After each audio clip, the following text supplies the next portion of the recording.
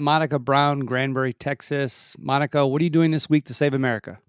Well, the most positive thing is my family is involved in the Promise out in Glen Rose, Texas, Mm. just a few minutes from Granbury, where they are involved in a huge musical production outdoor amphitheater of the life of Jesus Christ. And so that'll be going for 18 weeks, and there's Wow. 160-ish on the stage. So it's quite a production, but that is the number one thing I'm doing right now to Mhm. push back and to hold on to godly traditions and to get the Right. gospel out. How do people hear about that? Okay, so they can look it up, Glen Rose, Texas. Mhm. It's called The Promise of Glen Rose, Mhm. and there's other productions too throughout the year, but this is the main one coming up right now. It'll start in, I believe, September. That's awesome. So that's number one thing. My six of my children, I have nine, but six of my children are in the Promise along with my husband. Oh, that is awesome. So that's the main thing. And then I Yeah. found you through Families Engaged. Yeah. And my move to Granbury was because of a homeschool co op private school model where we support homeschoolers with Christian education. Mm. So in that interaction, we ended up getting involved with the book review committee here in Granbury. I got put on a committee. Wow. So I helped review 133 books. Oh, The goodness. biggest issue was they put all of them back into the school libraries, even though most of them were sexually explicit. So So you so you you were put on a committee. How'd they find you? How did they? well, I was my homeschool co-op had a Mhm. robotics program. Mm. We were inviting in independent school districts to compete with us. We had as many as 55 independent school districts show up and compete with us in gymnasiums. So we used a Baptist church, a couple Baptist churches that we hosted. So Mhm. they came in. We competed with the public schools, so we went in. And I was a volunteer and I was assigned to be in the library serving food. I'm a foodie on the side. I love health food, nutrition, and all that. So Yeah. I ended up serving the food for early breakfast, lunch, and snacks, and I'm in the library. Then my, you know, God fearing parents come through and say, "Wow, have you seen? You're looking around." And then Yeah. a trustee found out I was in the library and said, "Would you snap photos?" And I said, "Sure." Everything you don't like. Well, it got down to where's Ben Franklin? I couldn't find Ben Franklin in the library. Oh, man. So I said, well, I've been taking pictures, but here you go. I gave it to her on a thumb drive. Then she says to me, could I nominate you for a book review committee? I turned to my husband and I go, I'm looking at my phone going, they're asking if I want to be on a book review committee. I'm completely busy with this homeschool co-op full-time volunteer on steroids program. Right. And he goes, oh, I think you should do that. Which now he's like, oh my goodness. It opened up a huge can of worms. I did it. And we had a newspaper man here in town on the committee. Mhm. He agreed to it all. He's an attorney. We had several educators, librarians, people who had won Teacher of the Year award winning, and they said yes to these books to put them back. The superintendent, who is typically comes across as a Christian godly man, Yeah. totally flipped, caused a lot of trouble, caused a lot of heartache for a lot of us, used up a lot of our time. Then we had to go in. We couldn't just turn in PDFs of the information for them to judge it. We had to do grievances. We had to put our name, address, phone number. Anyway, so we spoke at school boards. We got someone on the school board, a new person, and that's been almost 3 years ago. So we've been speaking at school board meetings ever since. Today, I'm going to go meet the new interim superintendent just to get to know her. Yeah. And yet, at this moment, I'm not putting my kids in these schools. They're Mm. in they're homeschooled right now because our Right. building we had for the homeschool co-op got sold, and the churches Wow. here, many of them are empty with large spaces, gymnasiums, classrooms, playgrounds, but Yeah. they don't really want the homeschoolers in their building. So my mission is to go forward encouraging Christian education, helping parents get that. Yeah. I've homeschooled for many years, and I'm familiar with a lot of curriculum, so I can help them kind of get there. It's a volunteer thing, Let, let, and I'm sorry to to. reform the public schools. Yeah, let me go back to that Yes. committee. So, I mean, God used you, right? You through these Mhm. events, you got placed, and then you were there, and then they were like, "Hey, while you're here, take some pictures and look at some things." Right. And this is in the school library. Yes. This isn't Yes. in High the school. public library. This is the school library. The public school library. So I was in the middle school, one of them. There's two middle schools here. And then another robotic tournament, they put me in the high school library. Mhm. Same thing. Right on the shelf on display was a book that said Gone, a teacher, a student crossing the line. And it shows the back of a man with a woman. He's embracing her. They're both without shirts, but you don't see anything. Yeah. But I was like, that's on display. I picked it up. I snapped photos. I sent it to the superintendent. I sent it to all the trustees. They actually left it. A few weeks later, someone was at a Republican club meeting here in town, the Conservative Republican Club, Mhm. reading out loud these books so people would know the truth. Right. And a constable was like, "Hey, I'm going to investigate this if someone will file a complaint." So Yeah. myself and Karen Lowry, the new trustee, the conservative Christian stand-up trustee, said, "You know what? We're going to file a complaint because we believe this is criminal what they've done." Yeah. They had a book called Fade, and it was about coaches drugging students and abusing them. But this one was on display along with other sexually explicit books on display. I tell them it's there, not to mention the books that they asked me to review, the 133 books. I'm like, Mhm. there's more. And someone's actually putting it in right now. I can see it going through your system. I'm watching it at the top. It shows the newest books put in. Yeah. And yet, when he went in there, he got that same book, took a picture of it. It was on display. I'm like, okay, what would make all the trustees and the superintendent refuse to walk in there and remove the book? I don't know. I'm baffled. I asked that same constable, deputy constable, the other day. I said, why? And he goes, I don't know. And yet, other superintendents, there's this man named Ragsdale. You may have seen his video from Cobb County. And I don't know which state that's in, but anyway, he put out a little video and he said, it's fully our responsibility. It's not about faith. It's not about politics. It's about a moral obligation or even a professional obligation as a superintendent to say, I don't care if a parent complains or not. If this is bad and it's in our schools, I'm taking it out. Right. And that's what he did. He said that, but the one we dealt with put us on rabbit trails, created Yeah. all kinds of issues. But I will say some books are gone. They actually did disappear. So we did make a little inroad, and in our town, we have more people participating in our meetings, block walking. My family alone has walked thousands of homes in our city once we figured out what was going on and what we are supposed to do. Plus, now our children are older, so we can do it. We couldn't years ago. Yeah. So I'm still baffled. And you say on display. It's not like buried in a shelf. It's like Mm-mm, it's on mm-mm. display. Someone purposely put that book there. Right. What? Absolutely. And the librarian's gone now. She's in Fort Worth, from what we understand. She's moved to another community. I think she lives here, but she's gone to another community to hover over another library. Here, she kind of left. No one fired her. No one put a note in her file. And yet, she was here 18 years in if you know about Granbury, it is a historic community.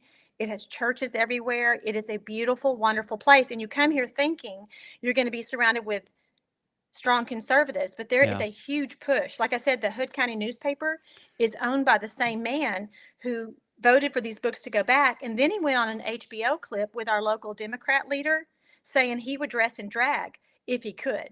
Like when they were having it here in town, they brought in drag queens. HBO did that. Like they're going to try to mock a small town. They tried to Right. get involved in our 4th of July parade. So it's been kind of ugly like that. And it is on display. Yeah. So I mean, who makes the decisions initially to get that book in there? Is it the librarian that their job is to scour the world for the books that we should put in the kids' library, or So where does the that big process come excuse from? is that they're overwhelmed. They have too many books, and the book companies send them all these books. But I'm like, in other states, you have librarians that aren't even full time. Here we have full time librarians. We have assistants, sometimes two librarians, and even volunteers. So you can't monitor your books. That's what they're saying. Or So you have so so yes. the book company just sends it. It's not requested. The book company sends They it, and do request books. They do specifically request books, and they also get books dumped on them. They do.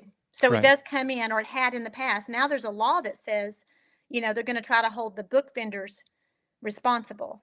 So, but in our case, in our sweet place, we had teachers even told me we knew it was there. We just wouldn't even take the kids in the library because it was useless. When I went to the high school library here, I was trying to find Ben Carson, Douglas, Frederick Douglass. Mhm. I was trying to find I'm trying to think. Johnny Right. Johnson's story, it's not there. Famous heroes of our past are not there. Current people, did I say Ben Carson? Probably Ben Franklin, and they're Yeah. not there. Right. So why aren't they there? To me, that's critical race theory, not being given to you. It's erasing and not Right. giving you the inspiring story. So there's another deeper problem of even the content. I took them two free books from First Liberty, and one is on the founding fathers, and another one is on No Better Letter. I don't know if you've seen it, but they're free from First Liberty. Anybody can order them, but they will not put them in our libraries. They say, well, there's no peer reviews. I'm like, okay, but you are the educator.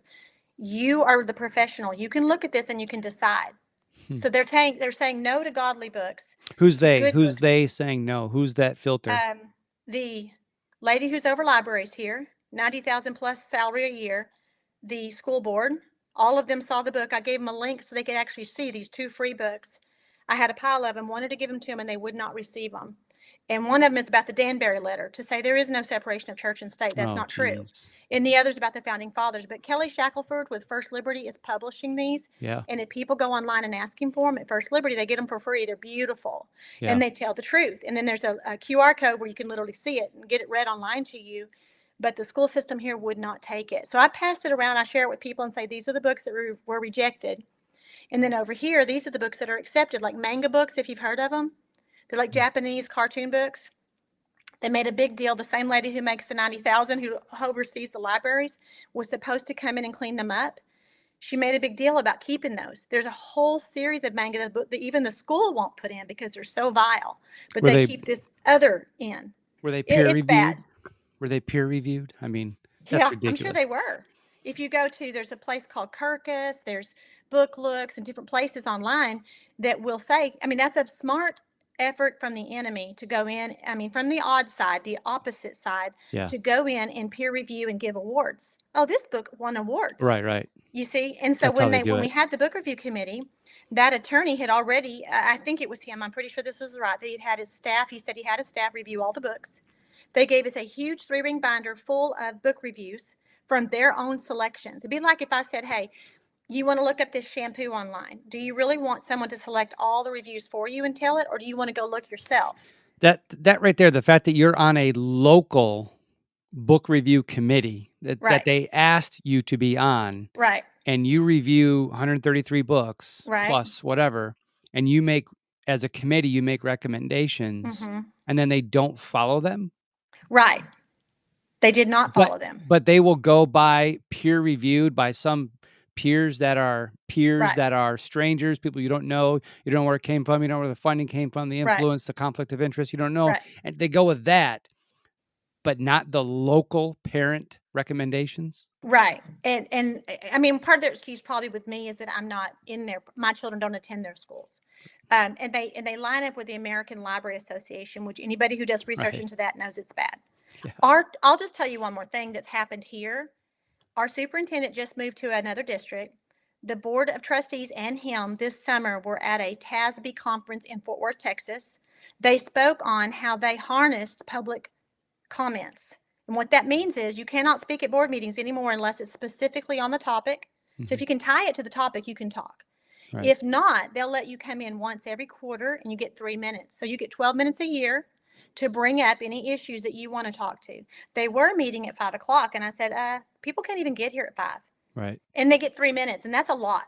It's a little, but I mean, it's a lot to get a person to get here and to Yeah. get their thoughts into 3 minutes. And Right. sometimes they give you a few minutes more. And now they're going to do it at 6 o'clock. They're going to be generous, but you get 12 minutes a year if you go to every meeting once a quarter where you can speak your concerns. And they just raised our tax rate too. So, Mm. and they did bonds. We beat their bonds, but it's a really hard situation. And the Wow. logic, I'm like, if a chair in a classroom is broken, wouldn't you just go, yeah, that's broken. Let's take it out. The superintendent told me and several other people, what we'll do is we'll get rid of all the resources in the library that nobody's checking out, that aren't serving the students, that aren't interesting them. Doesn't matter if they're explicit or not. I'm like, good idea. Why don't you just bring in what really works What do you and think cull about it? Yeah. What do you think about the attack on this awakening and this movement of parents getting in and looking at what are the contents of these books? What do you think of the attack on them saying, "Oh, it's book burning, it's censorship." Right. That's what, that's what the Well, left is it's saying. not, and that's Right. just a fib. That's a lie because banning is like if we were to try to completely eradicate it when just nobody is. You live in America, you Mhm. can go to the bookstore, you can order online anything you want. And what Mr. Ragsdale said from Cobb County, he said that this is just age old information. It's Mhm. illegal for students to use obscene and vulgar language. It's illegal for in an educating setting. You have no place for that kind of content. Some of these books were even illegal to be in our prison systems, and they were Mm. in our schools. Wow. So people go, wait, this has been already like effectively banned out of the prison system because the effect the book has. Right. And so it doesn't belong in children's schools. But it's sad.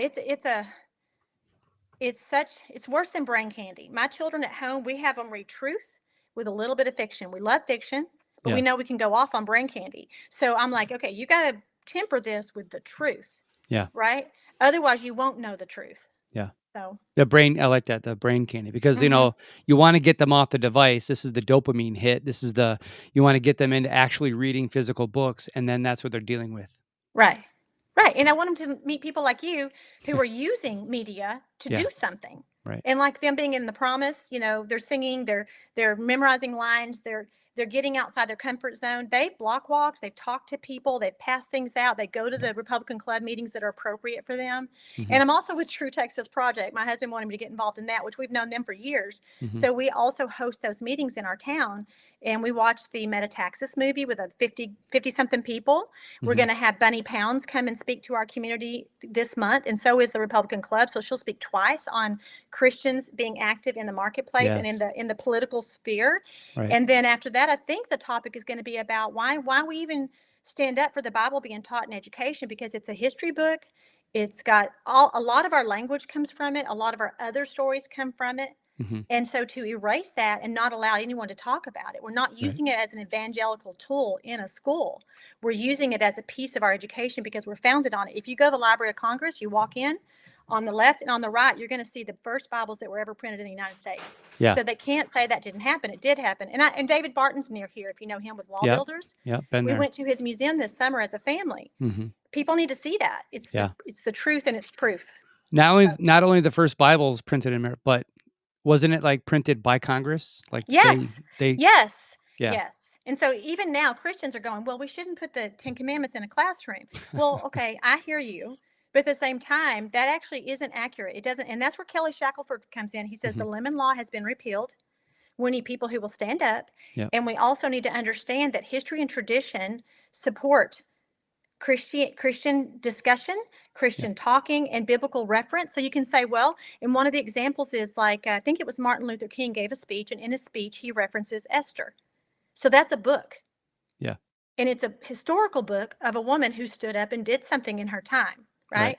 And there's nothing wrong with talking about that. That's not trying to lead a kid to an altar or Well, anything like that.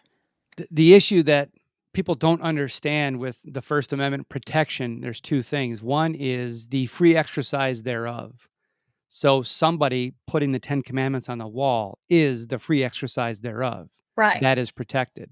The second piece of the First Amendment, the protection is making sure that there is no, establishment of religion, that there is no national religion. The reason why they got that language, when you dig into that language, Mm-hmm. is because at the time, several of the colonies, several of the states had in their state constitutions an establishment of religion.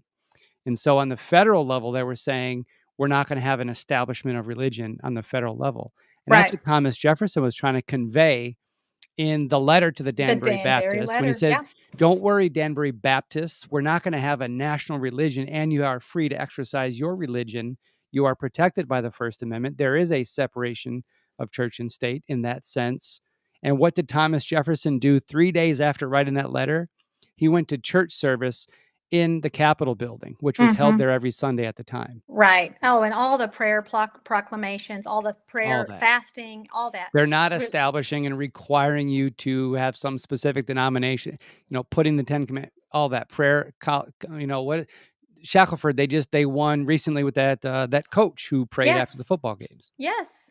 Yeah. And that That movie's is a coming out, by free the way. exercise thereof. That's right. That movie's coming out in Mhm. October. And I'll say this: what Kelly's also saying is that people go, well, they're going to put a Satan's Bible in the classroom now. No, they're not. That doesn't honor history and tradition. So, Right. and who are we to think if we go to another country, do you really think they're going to let your children enter their school if they're Hindu or they're Muslim and teach the Bible? They're not. Over here, we're like, well, I have to be nice to you, so I need to make sure. Well, we do need to be nice to people. I mean, Yeah. golden rule, that's taught all over. Yeah. But we are founded on Christian principles in the Bible. It's undeniable. It's totally proven. It's documented. But Yeah. people are trying to say that's not true. And Yeah. unfortunately, we have a whole bunch of kids who don't know and adults who don't know. Yeah. So, That is a common thing that I hear from folks as well. If you what was it, Oklahoma or what, Louisiana? One of these states, they're bringing the Bible in as part of the curriculum. Oklahoma. Oklahoma. And then That's a the other hard stance. and then the other state was putting in the 10 commandments back on the wall. Hmm. And forgive me if I, have the states wrong, but, bringing the Bible back in, and then I hear people say, "Well, are they gonna bring in are they gonna bring in, Muslim religion? Are they gonna bring in these different books Right. and the Quran they're gonna start teaching?" I'm like, Right.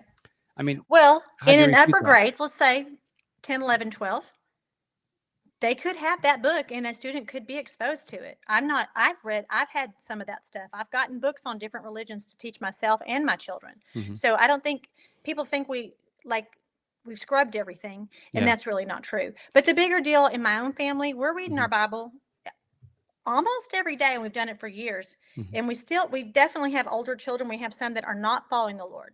So we don't have the magic cure, but I do know the secret is I'm going to hide the word in their heart while they're young. That's what my mother did for Mm. me. Now I received it and it meant a lot to me. And I hope that it happens for my children, but how will they know if they don't know? And Yeah. just an exercise in reading the Bible increases your vocabulary, its logic, its philosophy, its Yeah. history. It's really phenomenal if you read Yeah. it. Teach them. Proverbs, work ethic, Yeah. right? 10 Oh, yeah. Commandments. Nothing harmful about the 10 Commandments. Teach them in the way they should go, and when they get older, they will That's not right. depart from it. It's Yeah. incorruptible seed. Yeah. I And that's have, what they're afraid of. I'm not sure if you're aware, if you saw in the because you signed up for this interview because of my newsletter, Right. jwhoyt.com. There's a newsletter. Mhm. Um, and one of the links I had on there, I have a what I call the Bible in 9, bibleinline.com that I've I seen encourage that, but I people haven't to. looked into it. Yeah, so what I'm trying to do with that is, or what I am doing is, it's a Bible reading plan to get the all the way through the Bible chronologically in 9 months. Okay. And I do it in parallel with the Old Testament and the New Testament. So each day you get both chronologically. Right. So I had the Old Testament in 270 days. I had the New Testament in every 90 days, so it's on repeat. Awesome. And then every 30 days is the 31 Proverbs. I just put 30 and Awesome. 31 together. Awesome. Yeah, so I've been doing that. I'm on day 183 now, so I've got, less than 90 days left. So, It's phenomenal. I yeah. mean, I today we were reading something and it was we were reading through Psalms. That's what we're reading through right now. We finished the Mhm, New Testament recently and we're in mhm, Psalms, and we read about this psalm that David wrote where he if you remember the story where David acted kind of crazy to get away from the king. mhm. And our 11-year-old son, he's like, "Oh, I remember that." I'm like, "It's fuzzy for me too. We got to go look it up." Yeah, But to me, it's fascinating. And yeah. if people dig into it, I'm like, "You want horror? You want drama? You want war? You want Seriously. poetry? You want life skills? It's all there. Finances, work Yeah. ethic, it's all there." So it unfortunately people have been hidden from it like it's a rule book, Mhm. and it is. Yeah, But at the same time, anyway, it to me, it's so amazing that it's to fascinate you your whole life. yeah. It's certainly a lifetime project What I to encourage people understand it. what I also encourage people to do is chronologically to hear the story Yes. and how one thing led to another and one thing that Right. time and time again and the lessons and who learned from telling that full context of that story, because I see a lot of people, the Bible verse, they put up this verse, they talk about this verse, and you don't know what happened before it or after it. What's the Mhm. context? Who's he actually talking to versus knowing the full story. So I highly Right. recommend people do the chronological version Right. of the I Bible. wanna Yeah. do that, and Yeah. maybe we can do that here. Well, just as an example, like, Ruth was a Moabite woman. So you think Old Testament, you think, "Oh, God only dealt with Jewish people," but she actually converted over to Judaism. Mm. And then, I wanna say it was Rahab who married, um, the man from Jericho that came, and then they had Boaz. Oh, no, who had Boaz? Anyway, I'm losing it right now. But Right, right. anyway, the beauty is he redeemed people way back. It Yeah. wasn't all about you being of the Jewish bloodline. It was of your heart toward him. Yep. And so I think we sometimes people come against Jewish people because they think, oh, but God always had a door for Mhm. people, even now. Yeah. And so anyway, but the deeper you get in, you see that and you go, oh, okay. Or how he used imperfect people, Oh, you know. 1,000%. Yeah. Right. Right. That's So awesome. anyway, Very good. Well, you're yeah. doing a lot this week to save America. I appreciate you. Thank you for your service to our country, to your community. Thank you so much. Thank you. Thank you for what you're doing. I appreciate it. Bye. Okay.